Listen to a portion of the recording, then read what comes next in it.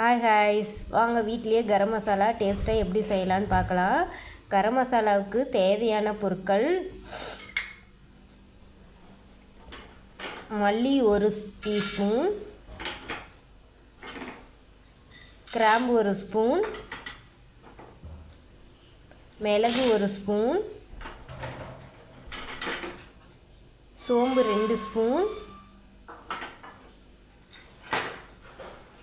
ஜீரகம் 1 ஸ்பூன், 20 ஏலக்காய், ஒரு 4 பட்டை துண்டு, 3 பிரியாணி இலை, 4 ஜாதிபத்திரி,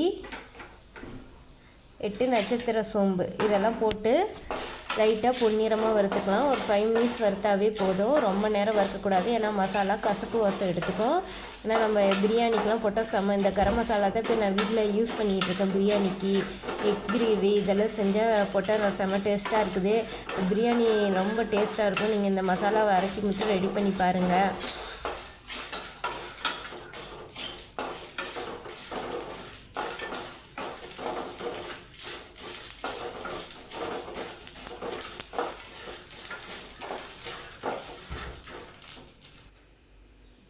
இப்போ ஆஃப் பண்ணியாச்சு.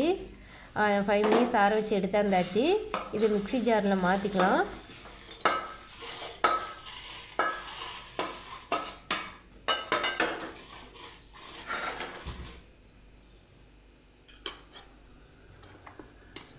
இப்போ அரைச்சி எடுத்தாந்தாச்சு. இந்த பிரியாணி இந்த கரம் மசாலாவை நீங்கள் எவ்வளோ நாளைக்கு வேணாலும் வச்சுருந்து யூஸ் பண்ணிக்கலாம். நல்லா டேஸ்ட்டாக இருக்கும். பிரியாணிக்கு போட்டால் ரொம்ப டேஸ்ட்டாக இருக்கும். நீங்கள் ஒரு தடவை செஞ்சு பாருங்கள். செஞ்சு பார்த்துட்டு கமெண்ட் போடுங்க.